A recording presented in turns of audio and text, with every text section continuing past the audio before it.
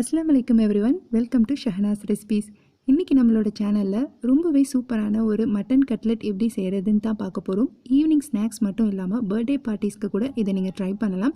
குழந்தைங்கலேருந்து பெரியவங்க வர எல்லாருக்குமே இந்த ரெசிபி ரொம்ப பிடிக்கும். ஸோ வாங்க எப்படி செய்யலான்னு பார்க்கலாம்.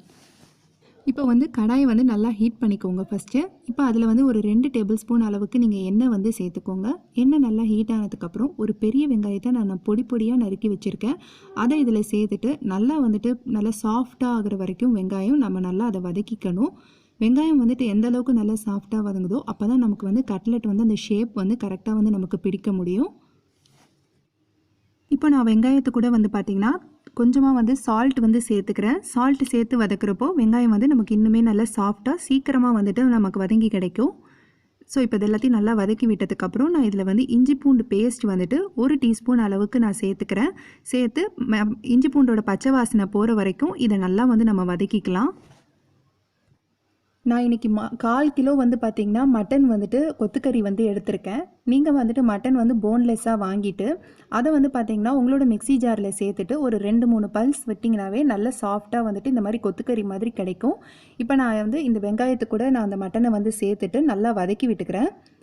இப்போ மசாலா நம்ம சேர்த்துடலாம். மஞ்சப்பொடி ஒரு 1/2 டீஸ்பூன் அளவுக்கு சேர்த்துக்கோங்க. மிளகாய்த்தூள் ஒரு 1/2 டீஸ்பூன் அளவுக்கு சேர்த்துக்கலாம். மிளகுத்தூள் பார்த்திங்கன்னா அதுவும் 1/2 டீஸ்பூன் சேர்த்துக்கோங்க. மிளகுத்தூள் சேர்க்கறதுனால நம்ம மிளகாய்த்தூள் கொஞ்சம் கம்மியாக சேர்த்தா நல்லாயிருக்கும்.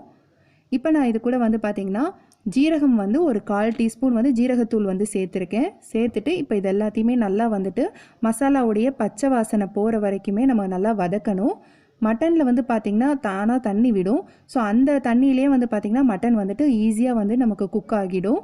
ஸோ இதை நல்லா வதக்கி விட்டுருங்க. இப்போ ஒரு லிட் வச்சு க்ளோஸ் பண்ணி ஒரு 5 to 8 மினிட்ஸ் வரைக்கும் இதை நம்ம குக் பண்ணிக்கலாம். இப்போ ஒரு 8 மினிட்ஸ் கழித்து நான் ஓப்பன் பண்ணி பார்க்குறேன். மட்டன் பார்த்திங்கன்னா நமக்கு நல்லா குக் ஆகியிருக்கு. ஸோ அவ்வளோதான். இதை ஜஸ்ட் ஒரு 2 மினிட்ஸ் பார்த்திங்கன்னா நல்லா இந்த மாதிரி வதக்கி விட்டுட்டு நம்ம ஸ்டவ் ஆஃப் பண்ணி இதை தனியாக நம்ம எடுத்து வச்சுக்கணும். இப்போ நான் பார்த்திங்கன்னா ஒரு 2 உருளைக்கிழங்கை நல்லா வேக வச்சு எடுத்து வச்சுருக்கேன். இப்போ அதை நல்லா மசிச்சுக்கோங்க. நீங்கள் மேஷர் வச்சு கூட நல்லா மசிச்சுக்கலாம். இப்போ நான் மட்டன் மசாலா செஞ்சு வச்சுருக்கேன் இல்லையா, அதை இது கூட நான் சேர்த்துக்கிறேன். இதை எல்லாத்தையுமே நம்ம நல்லா மிக்ஸ் பண்ண போகிறோம். ஸோ இது நல்லா ஆறுனதுக்கப்புறம் நம்ம அந்த மட்டனை இதில் சேர்த்துட்டு இப்போ இது கூட பார்த்திங்கன்னா பிரெட் தூள் இருக்கு இல்லையா, அது ஒரு 2 டீஸ்பூன் அளவுக்கு நான் சேர்த்துக்கிறேன். இது நல்லா கிறிஸ்பியாக இருக்கும் இது ஸ்டார்டிங்கில் இந்த ஸ்டேஜில் சேர்க்குறப்போ. ஸோ நான் இப்போ இதை சேர்த்துட்டு இது எல்லாத்தையுமே நல்லா மிக்ஸ் பண்ணிக்க போகிறேன்.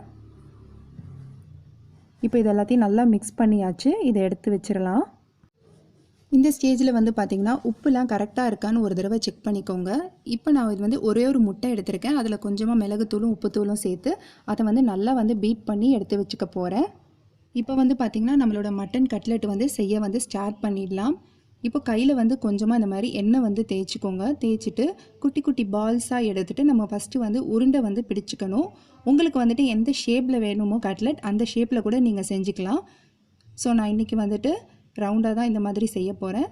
ஸோ இந்த மாதிரி லைட்டாக ப்ரெஸ் பண்ணி விட்டுருங்க. சைடில் எல்லாமே கரெக்டாக ஈவனாக இருக்கிற மாதிரி நல்லா அதை ஷேப் பண்ணிக்கோங்க. இப்போ நான் முட்டையில் அதை நல்லா டிப் பண்ணி எடுத்துக்க போகிறேன். இப்போ அடுத்தது நான் பிரெட் க்ரம்ஸில் சேர்த்துட்டு பிரெட் க்ரம்ஸ்லேயும் நல்லா இதை மிக்ஸ் பண்ணி அதை தனியாக எடுத்து வச்சுக்கலாம். ஸோ ரொம்ப சூப்பராக கிறிஸ்பியாக இருக்கும் இந்த ரெசிபி. ஸோ வெஜிடேரியன்ஸ்க்கு பார்த்திங்கன்னா நம்ம சேனலில் ஆல்ரெடி பொட்டேட்டோ கட்லெட் ரெசிபி இருக்குது. ஸோ நீங்கள் செக் பண்ணி பாருங்கள். நான் லிங்க் டிஸ்கிரிப்ஷன் பாக்ஸில் கொடுக்குறேன். ஸோ இப்போ எல்லாத்தையுமே அதே மாதிரி நம்ம செஞ்சு எடுத்து வச்சுக்கலாம். இப்போ நம்மளோட கட்லெட் ஃப்ரை பண்ண ரெடி ஆகிடுச்சு. நான் இன்றைக்கி பார்த்திங்கன்னா டீப் ஃப்ரை தான் பண்ண போகிறேன். நீங்கள் ஷாலோ ஃப்ரை கூட பண்ணிக்கலாம். ஸோ கடாயில் ஆயில் ஹீட் ஆனதுக்கப்புறம் நான் ஒவ்வொரு கட்லெட் பீசஸாக இதுக்குள்ளே சேர்த்துட்டு இது எல்லாத்தையுமே நல்லா பொரிச்சு எடுத்துக்க வேண்டியது தான். ஃப்ளேம் மீடியம் ஃப்ளேம்லேயே வச்சு நீங்கள் ஃப்ரை பண்ணணும். இல்லைனா நம்ம பிரெட் க்ரம்ஸில் சேர்த்து நம்ம ஃப்ரை பண்ணுறதுனால சீக்கிரமாக இது கருகிறதுக்கு ரொம்ப சான்ஸ் நிறையா இருக்குது. ஸோ அந்த மாதிரி மெதுவாக ஃப்ளேமில் வச்சுட்டு இந்த மாதிரி மெதுவாக திருப்பி போட்டு 2 பக்கமும் நல்லா கோல்டன் கலர் வர்ற வரைக்கும் நீங்கள் இதை ஃப்ரை பண்ணிக்கலாம். நீங்கள் மட்டனுக்கு பதிலாக பார்த்திங்கன்னா சிக்கனில் கூட இந்த ரெசிபி ட்ரை பண்ணலாம். நல்ல கோல்டன் கலரில் வந்துருச்சு பாருங்கள். அவ்வளோதான், நம்ம அதை எடுத்துட வேண்டியது தான். அவ்வளோதாங்க, நம்மளோட மட்டன் கட்லெட் வந்து ரொம்ப குயிக்காக சூப்பராக ரெடி ஆயிடுச்சு. இந்த ரெசிபியை வந்து கண்டிப்பாக எல்லாரும் ட்ரை பண்ணி பார்த்துட்டு எப்படி இருக்குன்னு எனக்கு கமெண்ட் பாக்ஸில் கமெண்ட் பண்ணுங்கள். இந்த வீடியோ உங்களுக்கு பிடிச்சிருந்தா லைக் பண்ணுங்கள், கமெண்ட் பண்ணுங்கள், மறக்காமல் உங்கள் ஃப்ரெண்ட்ஸ் அண்ட் ஃபேமிலிக்கு ஷேர் பண்ணுங்கள். இது வரைக்கும் நீங்கள் நம்ம சேனலுக்கு சப்ஸ்கிரைப் பண்ணலன்னா சப்ஸ்கிரைப் பண்ணிக்கோங்க, நோட்டிஃபிகேஷன் பெல்லை ப்ரெஸ் பண்ணிக்கோங்க. தேங்க்ஸ் ஃபார் வாட்சிங்.